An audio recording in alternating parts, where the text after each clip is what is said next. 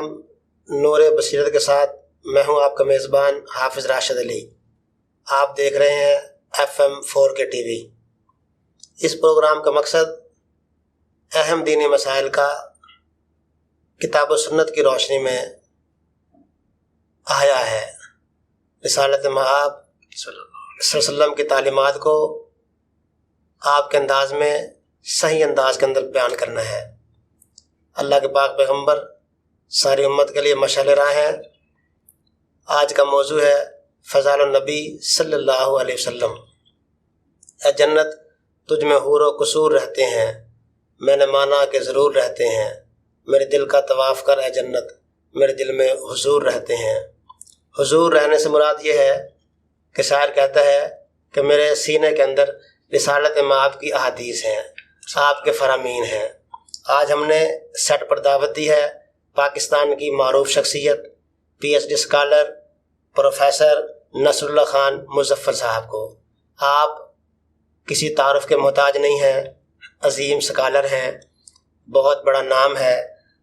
ہم حضرت شیخ سے آج رسالت مآب کی خصوصیات کے بارے میں سوال کریں گے۔ حضرت آپ کو اس پروگرام میں خوش آمدید۔ بہت شکریہ۔ اللہ کے پاک پیغمبر صلی اللہ علیہ وسلم نے اپنی خوبیاں بیان فرمائی ہیں۔ ان سے پہلے میں آپ سے پوچھنا چاہوں گا کہ اللہ کے پاک پیغمبر کو اپنی نبوت کا کس طرح علم ہوا؟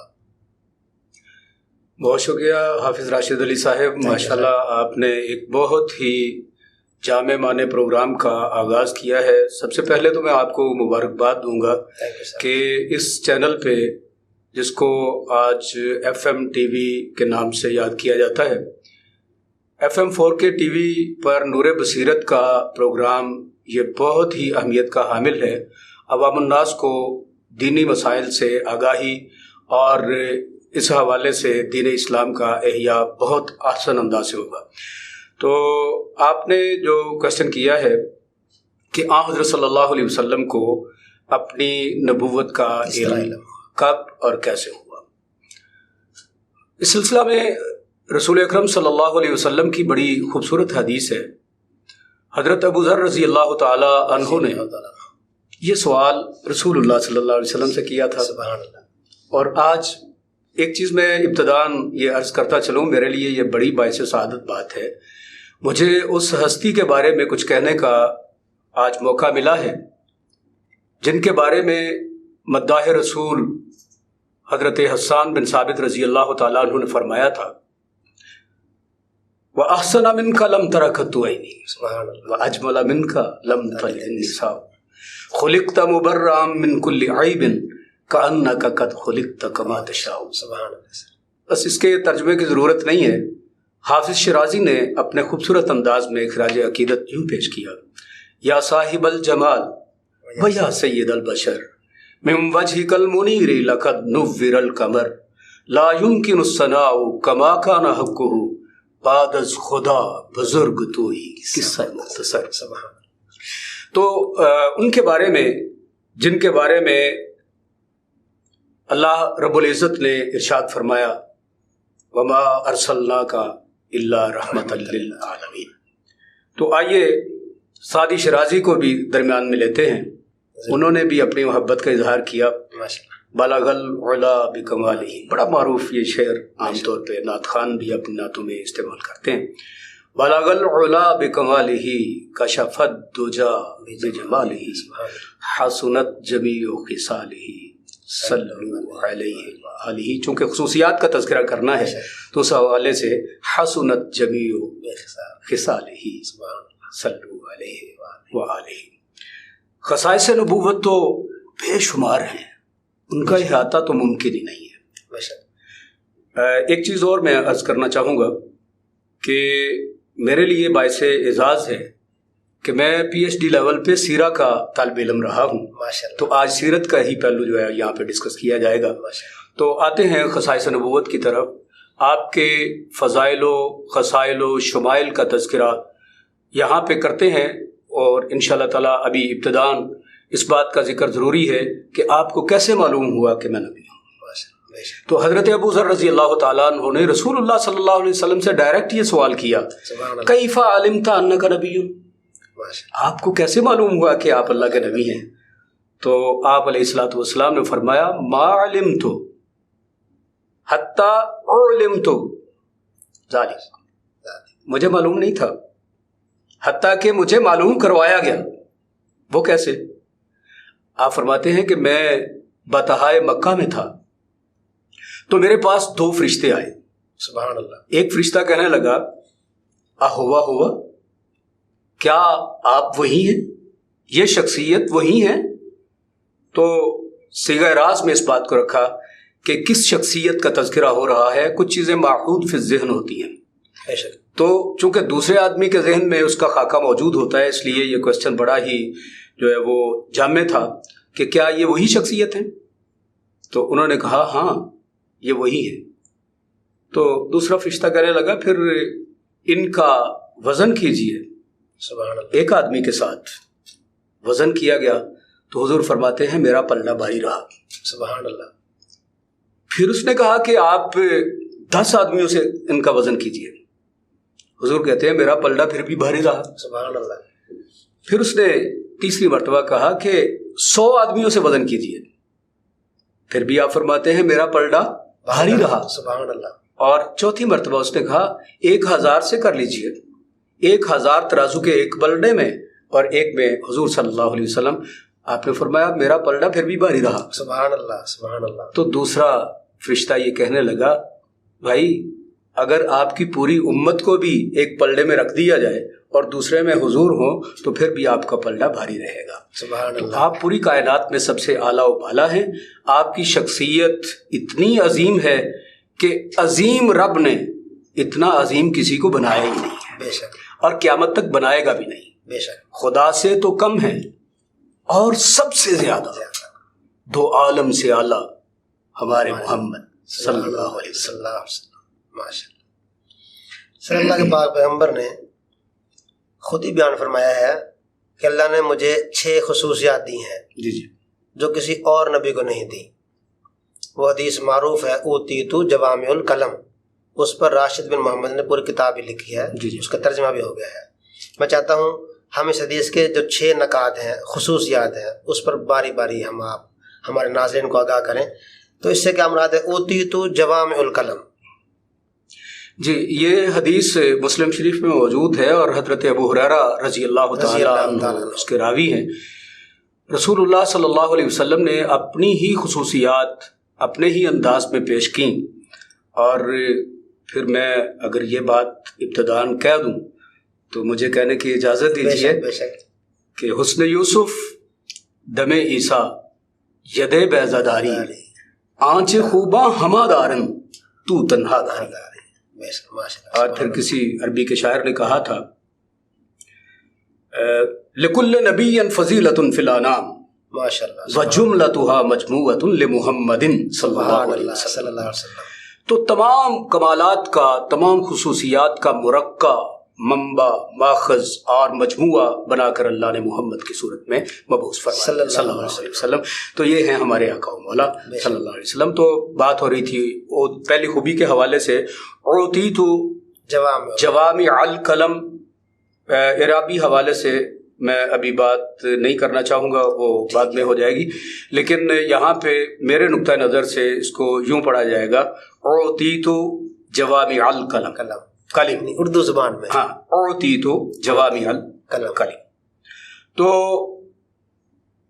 چونکہ یہاں پہ صرف نبی باس کا موقع نہیں ہے اور عوام الناس کے لیے بھی اس کی ضرورت نہیں ہے، تو اس کی وضاحت اگر کہیں کو موقع ملا تو پھر انشاءاللہ ضرور کریں گے۔ تو آپ صلی اللہ علیہ وسلم نے فرمایا کہ اللہ تعالیٰ نے مجھے جامع کلمات سے سرفراز فرمایا ہے۔ آپ صلی اللہ علیہ وسلم کا کلام اتنا خوبصورت تھا، ہے موجود قرآن میں فرما خدا کا، کلام خدا ہے کلام محمد صلی اللہ علیہ وسلم۔ تو آپ صلی اللہ علیہ وسلم نے فرمایا اللہ تعالیٰ نے مجھے جامع کلمات سے نوازا ہے۔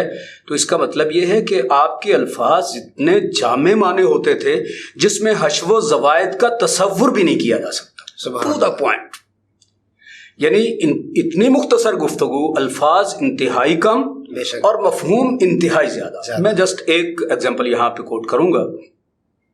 ایک یہودی عالم عبداللہ بن سلام رضی اللہ تعالیٰ عنہ ابھی مسلمان نہیں ہوئے تھے. اشتیاق اور تجسس تھا کہ جن کی اتنی تعریفیں کی جاتی ہیں میں خود ان کی بارگاہ میں حاضر ہو کر کیوں نہ دیکھوں اور ان کی بات کیوں نہ سنوں. بے شک. جامع کلمات کا یہاں پہ آپ کو بڑا خوبصورت مرقع ملے گا. تو اس وقت رسول اللہ صلی اللہ علیہ وسلم سامعین سے خطاب فرما رہے تھے تو آپ نے فرمایا افشوا السلام ماشاء اللہ وَأَطْعِمُوا الطَّعَامَ وَصِلُوا الْأَرْحَامَ وَصَلُّوا بِاللَّيْلِ وَالنَّاسُ نِيَامٌ تَدْخُلُوا الْجَنَّةَ بِسَلَامٍ. سبحان اللہ. دیکھیں نظم کلام کتنا خوبصورت ہے. بے شک. قرآن شاعرانہ کلام نہیں. ساری دنیا کی شاعری مل کر قرآن کے نظم کا مقابلہ نہیں کر سکتے. تو اس کے اندر ایک تنغم اور ترنم بھی موجود ہے. اور الفاظ کا ربط آپ دیکھیں.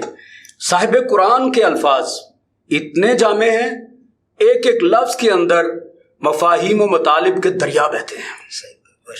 آپ نے فرمایا افشوا السلام. آپ یہ دیکھیں کہ آخر میں میم آ رہا ہے اور اینڈ پہ جس طرح قافیہ بندی ہوتی ہے نا شاعری میں, تو قرآن کو شاعری تو نہیں کہا جا سکتا, لیکن آپ نظم کلام کو دیکھیں تو اس کا اسلوب اتنا ندرت آمیز ہے اور اتنا نادر ہے کہ اس کا مقابلہ نہیں کیا جا سکتا. آپ نے فرمایا افشوا السلام, سلام عام کرو. اطعموا الطعام, لوگوں کو کھانا کھلاؤ. واصلوا الارحام, صلہ رحمی کرو. یہاں پہ خدمت خلق کا پہلو جو ہے اس کو آپ نے بہت زیادہ ہائی لائٹ کیا. پوری معاشرت ایک حدیث میں بیان کر دی ہے. عام طور پہ یہ تصور کیا جاتا ہے کہ اسلام صرف عبادات کا مجموعہ ہے یا ایک روحانی مذہب ہے. اسلام مکمل ترین ضابطہ حیات ہے. Islam is a complete code of life. دراصل سر ہمارے علماء نے عبادت کو فوکس کیا ہے. جی عبادت کو فوکس کیا ہے, لیکن اخلاقیات اور معاملات پہ کبھی بھی ڈسکشن نہیں ہوئی. اللہ ماشاء اللہ اگر کچھ لوگوں کو یہ بصیرت ہے تو وہ ممبر و محراب سے یہ آواز ضرور اٹھاتے ہیں, لیکن زیادہ تر فضائل و مسائل پہ فضائل پہ بات ہوتی ہے, مسائل پہ بہت کم. تو معاملات بھی ڈسکس کرنے چاہیے. حضور صلی اللہ علیہ وسلم نے وصل الارحام, یہ اطعموا الطعام, یہ جامع آپ نے تصور دیا ہے خدمت خلق سوشل ورکر کے طور پہ.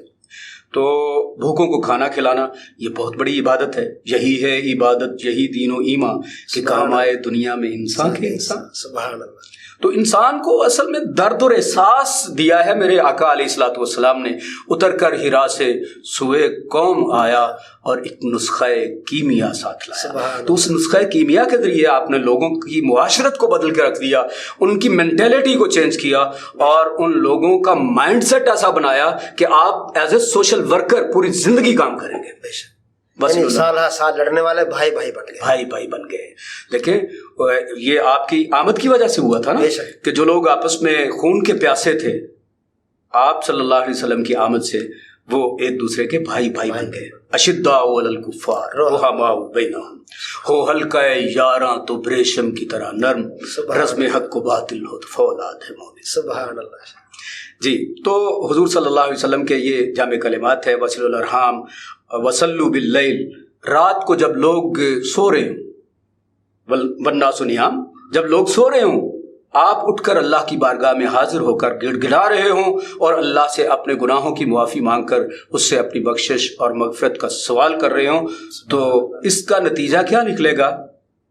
فرمایا تدخلوا الجنۃ بسلام, تم جنت میں سلامتی کے ساتھ داخل ہو جاؤ گے. اور پھر روز قیامت جب ایسے لوگ جائیں گے نا, ایسے سب وہ جنت میں ابھی داخل ہونے لگیں گے تو ان کو فرشتے پہلے ہی سلوٹ کریں گے. سبحان اللہ. اور کیا کہیں گے؟ ادخلوها بسلام آمنین. سبحان اللہ. یہ مین گیٹ کھلا ہوا ہے جنت کا, اس میں سلامتی کے ساتھ داخل ہو جاؤ. سبحان اللہ. سبحان اللہ. اللہ تعالیٰ ہمیں رسول اللہ صلی اللہ علیہ وسلم کے فرامین پہ عمل کرنے کی توفیق بخشے.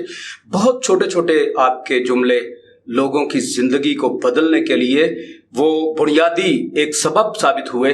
یہی کلمات سن کر حضرت عبداللہ بن سلام رضی اللہ تعالیٰ عنہ مسلمان ہو گئے, اور آپ ایک حدیث, یہی جامع کلمات سننے کے بعد ان کی زندگی بدل گئی، ان کے دل کی دنیا بدل گئی، اور ان کی زندگی میں ایک ایسا ٹرننگ پوائنٹ آیا کہ انہوں نے اسی وقت ایک کمنٹ کیا حضور کی شخصیت کے حوالے سے. سبحان اللہ. کہیں تو وہ ٹاپک سے ریلیٹڈ تو نہیں ہے، لیکن میں عرض کروں گا.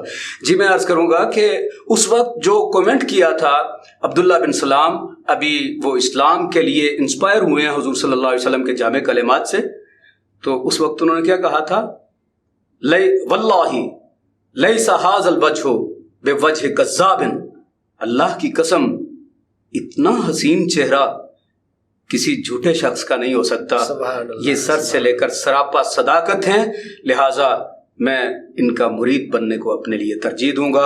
ادھر عالم تھے، سرداری تھی، ادھر غلامی قبول کی.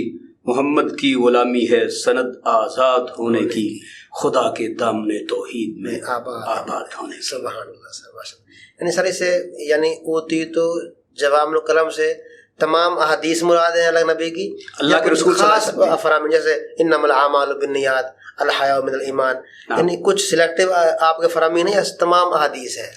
جملہ احادیث آپ دیکھیں، جو متول احادیث ہیں ان کے اندر بھی ایک ایک جملہ موجود ہے، تو وہ ایک ایک لفظ، ایک ایک وہ جملہ وہ یقین جامع کرنے، یعنی اللہ کے پیغمبر کی تمام جو آپ کے فرامین ہیں، جی جی آپ کی احادیث ہیں، وہ اوتی تو جوامع الکلم میں شامل ہے. جی اللہ کے پاک پیغمبر نے فرمایا روب عطا کر کے مجھے مدد دی گئی ہے. جی جی آپ اس کی وضاحت فرمائیں کہ اس سے کیا مراد ہے، اس کی وسعت کیا ہے؟ نصرت بالرعب مسیرۃ شہر، یہ ایک روایت میں یہ مسیرۃ شہر کے الفاظ ہیں.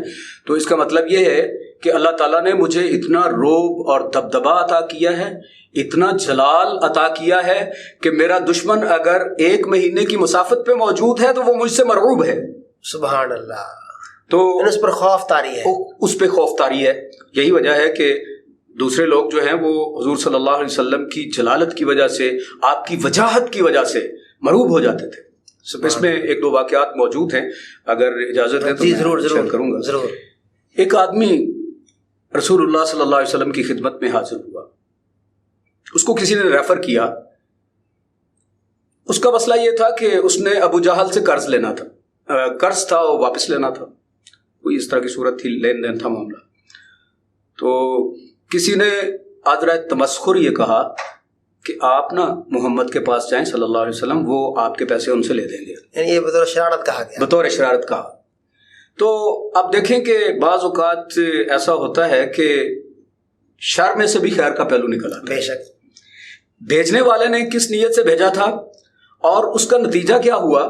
حضور صلی اللہ علیہ وسلم جب اس کے پاس پہنچے تو ابو جہل کے پاس پہنچے اور اسے جا کے کہا کہ بھائی یہ معاملہ ہے، آپ نے کوئی لین دین ہے تو کلیئر کر دیں. وہ کہنے لگا جی میں ابھی ادا کرتا ہوں. سبحان اللہ. یہ آپ کی وجاہت تھی. اور اس کے بعد وہ لوگ بڑے حیران ہوئے کہ ابو جہل تو انکار کر رہا تھا کہ میں اس کو کبھی بھی یہ پیسے نہیں لوٹاؤں گا، تو محمد کے آنے سے انکار بھی نہیں کیا اور فوری طور پہ پیمنٹ کر دی ہے. وجہ تو اس بات سے معلوم ہوتا ہے کہ حضور صلی اللہ علیہ وسلم کو اللہ تعالیٰ نے پرروب شخصیت عطا فرمائی تھی. میں نے پڑھا ایک حدیث میں، ایک روایت میں، کہ اس سے پوچھا گیا تو نے کیوں پیسے ادا کر دیے؟ اس نے بتایا کہ میں نے کوئی بڑا ساتھ کوئی چیز دیکھی، اس سے خوف کے سبب میں نے پیسے ادا کر دیے. جی بالکل، وہ ایڈیشن موجود ہے کہ کچھ خوفناک کوئی جانور جو ہے وہ بھی بیک گراؤنڈ میں نظر آیا، تو اس لیے میں پریشان ہو گیا. جی سر، اللہ نے میرے لیے مال غنیمت کو حلال کیا ہے جو اس سے پہلے کی نئی امتوں پر حلال نہیں تھا، یہ بھی آپ کی خصوصیت ہے، اس سے کیا مراد ہے؟ جی، احلت لی الغنائم، حضور صلی اللہ علیہ وسلم کے لیے مال غنیمت کو حلال قرار دیا گیا.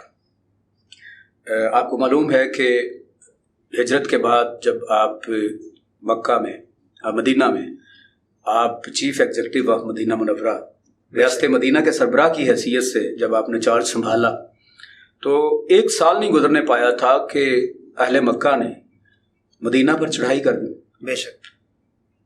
تفصیل تو نہیں یہاں پہ بیان کرنے کا موقع ہے، لیکن پہلا جو غزوہ ہوا وہ غزوہ بدر کے نام سے جانا جاتا ہے. بے شک. پہلا فیصلہ کن جو مارکا کفر اور اسلام کے مابین ہوا، حق و باطل کے درمیان جو پہلی جنگ ہوئی وہ غزوہ بدر تھی۔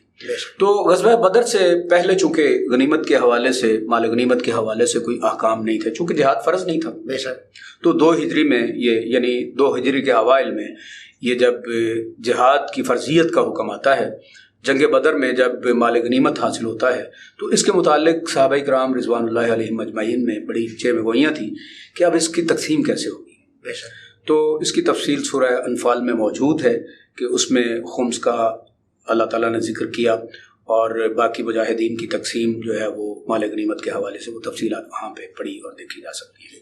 یعنی کہ پہلے یعنی کہ جو انبیاء پر مال غنیمت حلال نہیں تھا، یہ اعزاز صرف اللہ کے نبی کو اللہ نے عطا کیا ہے کہ دشمن سے حاصل کیا۔ اللہ کے نبی نے فرمایا کہ مجھے یہ اعزاز دیا گیا ہے کہ میرے لیے ساری زمینوں کو سجدہ گاہ بنایا گیا ہے۔ ایک تو یہ ہوگا، کیا اس سے پہلے جو شریعتیں تھیں، انبیاء تھے، نبی آئے، ان کے لیے ساری زمین عبادت گاہ نہیں تھی؟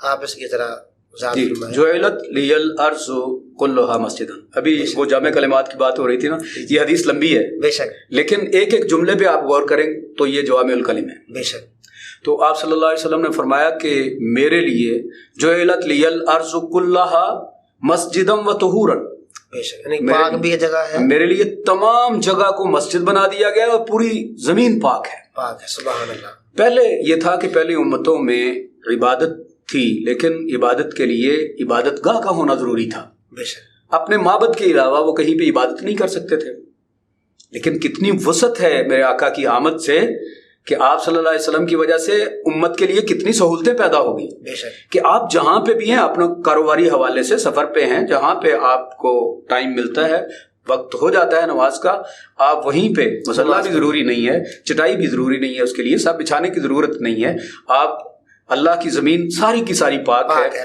سوائے چند ایک جگہوں کے ان کی تخصیص بھی احادیث میں کر دی گئی ہے، لیکن یہاں پہ اس کے بیان کا موقع نہیں ہے۔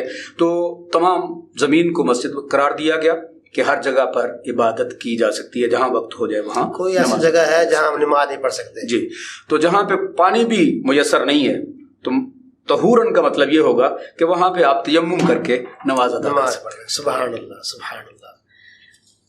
5ویں جو صفت ہے، اللہ کے نبی نے فرمایا مجھے ساری مخلوق کے لیے نبی بنا کر بھیجا گیا ہے، اس کی ذرا تفصیلی وضاحت فرمائیے۔ جی، آپ صلی اللہ علیہ وسلم نے فرمایا ارسلت الی الخلق کافہ، مجھے تمام مخلوق کی طرف نبی بنا کر بھیجا گیا ہے۔ اب دیکھیں کہ پہلے بھی انبیاء آتے رہے ہیں، قرآن کی آیت ہے ما ارسلناک الا کافۃ للناس۔ جی جی بالکل، میں اسی طرف ہی آنے لگا تھا۔ بہرحال آپ نے ماشاءاللہ ابتدا کر دی اس کی، تو میں اس پہ باقی بات کروں گا۔ تو آپ صلی اللہ علیہ وسلم نے فرمایا ارسلت الی الخلق کافہ، تو پہلے انبیاء آتے رہے، ان کا جو ایریا ہوتا تھا محدود ہوتا تھا، محدود، کوئی کسی قوم کے لیے، کوئی کسی قبیلے کے لیے، کوئی کسی خاص علاقے کے لیے نبی بن کر آتا تھا۔ لیکن جب میرے آقا و مولا تشریف لائے تو اس وقت اللہ نے آپ کا ایڈریس ہی چینج کر دیا، سبحان اللہ، الفاظ ہی بدل گئے۔ پہلے نبی آتے تھے اپنی قوموں کو مخاطب کرتے تھے یا قومی یا قومی یا قومی، لیکن جب میرے آقا تشریف لائے تو قرآن میں اسلوب اس طرح چینج ہوا، یا ایھا الناس انی رسول اللہ علیکم جمیعا، ٹھیک ہے۔ اور دوسری آیت جو ابھی آپ نے مجھے یاد دلایا، وما ارسلناک الا کافۃ للناس بشیرا ونذیرا، سبحان اللہ۔ تو آپ پوری خلق کے لیے راہبر بن کے آئے، رہنما بن کے آئے، مقتدا بن کے آئے، پیشوا بن کے آئے۔ اب آپ کی آمد کے بعد کسی اور کی اتباع اور اطاعت نہیں کی جا سکتی۔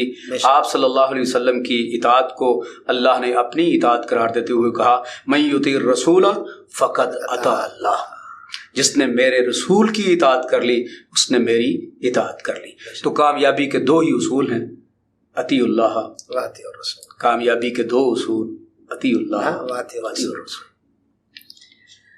اللہ کے نبی نے فرمایا مجھے یہ خوبی دی گئی ہے، یہ خاصیت کہ مجھے آخری یعنی سلسلہ نبوت میں مجھے سب سے آخر میں منتخب کیا گیا ہے۔ جی آپ صلی اللہ علیہ وسلم کی یہ خوبی انتہائی اعلیٰ ہے، بے شک، اور یہ وہ امتیازی خصوصیت ہے جو پہلے انبیاء میں سے کسی اور کو حاصل نہیں ہوئی.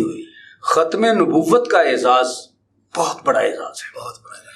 پہلے نبیوں کے سر پہ صرف نبوت کا تاج پہنایا گیا، بے شک، لیکن سرور کائنات، فخر موجودات، سید السادات، منبع فیوز و برکات حضرت محمد رسول اللہ صلی اللہ علیہ وسلم کو اللہ نے 2 تاج پہنائے. ایک نبوت کا تاج پہنایا اور دوسرا ختم نبوت کا تاج. سبحان اللہ، سبحان اللہ. دیکھیں انبیاء تو آتے رہے، آدم علیہ السلام آئے تو ان کی نبوت کا سلسلہ ان کی وفات کے ساتھ ختم. نوح علیہ السلام آئے، ان کی نبوت کا سلسلہ ان کی وفات کے بعد ختم ہو گیا. اللہ حاضل قیاس عیسیٰ روح اللہ دنیا میں تشریف لائے، اللہ نے ان کو آسمان پہ اٹھا لیا. بے شک. اور ہمارا ایمان ہے کہ قرب قیامت شروط الساعہ میں بڑی نشانی یہ ہے کہ حضرت عیسیٰ علیہ السلام کا نزول ہوگا. تو عیسیٰ علیہ السلام بھی آئیں گے تو آپ کے امتی بن کے آئیں گے. سبحان اللہ. حتیٰ کہ یہاں تک ہے کہ جب امام مہدی سیڑھی لگائیں گے، بے شک، عیسیٰ علیہ السلام جب اتریں گے تو ان کے سر سے پانی ٹپک رہا ہوگا اور 2 زرد چادریں انہوں نے پہن رکھی ہوں گی. سبحان اللہ. اور پھر جب سیڑھی لگائی جائے گی وہ اتریں گے، جماعت کا وقت ہوگا تو امام مہدی اس وقت وہاں پہ موجود ہوں گے تو وہ ان کو آفر کریں گے کہ آئیے جماعت کریں. لیکن عیسیٰ علیہ السلام اس وقت کیا خوبصورت جواب دیں گے، وہ کہیں گے کہ اس امت کی امامت اس امت کا فرد ہی کروا سکتا ہے، میں بھی بحیثیت امتی آیا ہوں، لہٰذا آپ ہی جماعت کروائیں. سبحان اللہ. یعنی کوئی یہاں اللہ کے پیغمبر کے علاوہ رہبر نہیں ہے. رہبر شریعت صرف آپ کی ذات ہے، آپ صلی اللہ علیہ وسلم کی ذات ہے. عیسیٰ علیہ السلام بھی یہاں آئیں گے، متبع ان کی حیثیت بھی رہبر کی نہیں ہوگی، متبع کی ہوگی. متبع کی ہوگی. سبحان اللہ. تو بات چل رہی تھی ختم نبوت کے حوالے سے، اس کو ہم ذرا بریفلی بات کر لیں اس پہ. ضرور. یہ تو ختم کا معنی ہوتا ہے مہر، خاتم بھی لفظ استعمال ہوتا ہے. تو ختم جو مصدر ہے اس کا مطلب مہر لگانا بھی ہوگا اور خاتم کا مطلب مہر ہے. تو حضور صلی اللہ علیہ وسلم کو اللہ تعالیٰ نے خاتم النبیین بنا کر بھیجا ہے اور قرآن بھی اس بات پہ شاہد عدل ہے. اللہ تعالیٰ نے ارشاد فرمایا ما کان محمد ابا احد من رجالکم ولکن رسول اللہ وخاتم النبیین. سبحان اللہ. قرآن اس بات پہ مہر لگا رہا ہے کہ آپ کو اللہ تعالیٰ نے خاتم النبیین بنا کر بھیجا ہے. تو آپ دیکھتے ہیں کہ جب بھی کوئی ڈاکومنٹس ہوتے ہیں تو اینڈ پہ اسٹیمپ لگائی جاتی ہے. بے شک. وہ مہر ہے نا. بے شک. تو انبیاء 1,23,999 پیغمبر اس سے پہلے آ چکے ہیں، اس کے بعد اللہ نے اسٹیمپ کر دی ہے کہ اس کے بعد نبوت کا سلسلہ ختم ہو چکا ہے. اور اس لیے آپ صلی اللہ علیہ وسلم نے ارشاد فرمایا، معروف حدیث ہے، انا خاتم النبیین لا نبی بعدی، میں نبوت کا سلسلہ ختم کرنے والا ہوں، انبیاء کے سلسلے کو ختم کرنے والا ہوں، میرے بعد کوئی نبی نہیں ہوگا. تو آپ صلی اللہ علیہ وسلم نے اس کی وضاحت یوں فرمائی کہ اللہ تعالیٰ نے ایک محل تعمیر کیا، قصر نبوت. جیسے عام لوگ اپنی بلڈنگ تیار کرتے ہیں تو اگر بلڈنگ مکمل ہو جائے، اس کی تزئین و آرائش کمپلیٹ ہو جائے اور اس میں ایک اینٹ کی جگہ خالی رہ جائے تو آنے والے دیکھتے ہیں اور کہتے ہیں یار محل تو بڑا خوبصورت بنا ہے، لیکن یہ اینٹ اب بھی اگر لگ جاتی تو اس کی خوبصورتی میں اور اضافہ ہو جاتا. یہ نقص اور یہ کمی ہے. آپ نے فرمایا قصر نبوت میں ایک اینٹ باقی تھی، سارا محل بڑا خوبصورت ہے ماشاءاللہ، لیکن میری آمد کے ساتھ وہ اینٹ بھی لگ گئی اور قصر نبوت مکمل ہو چکا ہے. اب اس میں کوئی گنجائش نہیں، اس میں کوئی گنجائش نہیں ہے کہ آپ کوئی اور نبی آ سکے. لہٰذا جو مختلف اصطلاحات استعمال ہوتی ہیں، ذلی نبی، بروزی نبی، یہ بات کی اصطلاحات ہیں، ان کا کوئی جواز نہیں بنتا اور کسی حوالے سے بھی اب کسی اور نبی کے آنے کی گنجائش نہیں ہے. تو ختم نبوت کے حوالے سے حضور صلی اللہ علیہ وسلم نے یہاں تک بڑا ایک پیٹنٹ نقطہ دیا ہے. اگر آپ غور کریں تو آپ نے فرمایا لو کان بعدی نبی لکان عمر. اگر میرے بعد کوئی نبی ہوتا تو وہ عمر ہوتے. تو عمر نبی ہوئے نہیں ہوئے. جب عمر کو نبوت نہیں ملی رضی اللہ تعالیٰ عنہ تو پھر کوئی اور کون ہو سکتا ہے؟ ساری کائنات کے تمام انسان بھی مل جائیں، عمر کے پاؤں کی خاک کو نہیں پہنچ سکتے رضی اللہ تعالیٰ عنہ. تو آپ صلی اللہ علیہ وسلم نے جب ایک اتھینٹک بات کہہ دی کہ اگر کوئی نبی ہوتا، دروازہ بند کر دیا، جی دروازہ بند کر دیا کہ گنجائش باقی نہیں ہے، گنجائش باقی نہیں ہے. تو یہ آپ صلی اللہ علیہ وسلم کا ختم نبوت کا اعزاز آپ صلی اللہ علیہ وسلم کا منفرد اعزاز ہے. سبحان اللہ. سر آپ ہمیں ہمارے ناظرین کو میسج دیجئے ختم نبوت کے بارے میں، اسلامی تعلیمات کے بارے میں، کہ وہ جو موجودہ فتنے ہیں ان سے کیسے بچ سکتے ہیں. ایک واضح میسج جائے تاکہ لوگ عمل کریں اور اپنی زندگی سنوارے اور فتنوں سے بچ جائیں. جی میں اس حوالے سے جو میسج ناظرین کے نظر کرنا چاہتا ہوں وہ یہ ہے کہ سب سے پہلے محبت رسول بنیادی چیز ہے. اگر آپ کے دل میں عشق و محبت ہے تو پھر آپ صلی اللہ علیہ وسلم کے ساتھ تعلق قائم کر سکتے ہیں. جتنا تعلق آپ کی ذات کے ساتھ مضبوط ہوگا اتنا آپ ان کے بارے میں جانیں گے. میرے حوالے سے میں جو سمجھتا ہوں، اپنا حاصل مطالعہ آپ کے سامنے پیش کرتا ہوں کہ سیرت کو سٹڈی کرنا بہت زیادہ ضروری ہے. بے شک اس وقت اگر آپ اپنے بچوں کو سیرت کا مطالعہ کروائیں میکسیمم، اور میں اس حوالے سے ایک بڑی جامع بک ریکمینڈ کروں گا، الرحیق المختوم، مولانا صفی الرحمان مبارک پوری کی انتہائی خوبصورت کتاب ہے. اور اسی حوالے سے ہمارے اسلاف میں سے ایک بزرگ گزرے ہیں سید سلیمان سلمان منصور پوری رحمۃ اللہ علیہ، عشق و جذب میں ڈوب کر انہوں نے کتاب لکھی ہے رحمت للعالمین، بڑی کمال رحمت للعالمین. وہ کتاب پڑھیں، اور اگر آپ بہت ڈیپلی تفصیلی ڈیٹیل کے ساتھ اگر سیرت سٹڈی کرنا چاہتے ہیں تو پھر علامہ شبلی نعمانی کی کتاب جو انہوں نے پہلی جلد خود مکمل کی تھی اور باقی 6 جلدیں سید سلیمان ندوی جو ان کے ہی اسلوب اور پیٹرن پہ لکھتے رہے، لیکن دونوں استاد اور شاگرد کا نام مرقوم ہے، لہٰذا تفصیل کے ساتھ پڑھنے والے وہ 7 جلدوں میں سیرت النبی علامہ شبلی نعمانی کی بھی پڑھ سکتے ہیں. تو میکسیمم کوشش کریں، خود بھی اپنے بچوں کو بھی، نسل نو کو آپ سیرت کی طرف لائیں. جتنی محبت زیادہ ہوگی سرور کائنات صلی اللہ علیہ وسلم کی ذات گرامی کے ساتھ اتنا ہی فتنوں کا سد باب ہوگا. بے شک. یہ قادیانیت اور اس طرح کے جو دروازے کھلتے ہیں یہ اصل میں انگریز کا ہی خود کاشتہ ایک پودا تھا جس کی وجہ سے یہ سارا فتنہ پیدا ہوا. مسلمانوں کو اپنے دین سے، اللہ اور اس کے رسول صلی اللہ علیہ وسلم سے اپنا تعلق مضبوط رکھنا چاہیے، پھر جا کر ان تمام فتنوں کا سدباب ہوتا ہے. دوسرے لوگ تب یہ الغار کرتے ہیں جب ہمارے پاس علم نہیں ہوتا. بے شک. جب ہمارا نالج کمپلیٹ ہوگا اور ہمیں رسول اللہ صلی اللہ علیہ وسلم کی پوری حیات مبارکہ ازبر ہوگی تو پھر کسی جگہ پہ بھی کوئی چور چوری نہیں کر سکے گا، کوئی ڈاکو ڈاکہ نہیں ڈال سکے گا. لہٰذا تمام فتنوں سے بچاؤ کے لیے سیرت سٹڈی بہت زیادہ ضروری ہے. جزاک اللہ صاحب.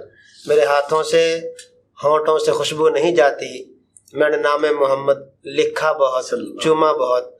امید ہے ناظرین آپ کو ہمارے پروگرام پسند آیا ہوگا. سیرت النبی پر انشاءاللہ آئندہ بھی سلسلہ جاری سار رہے گا.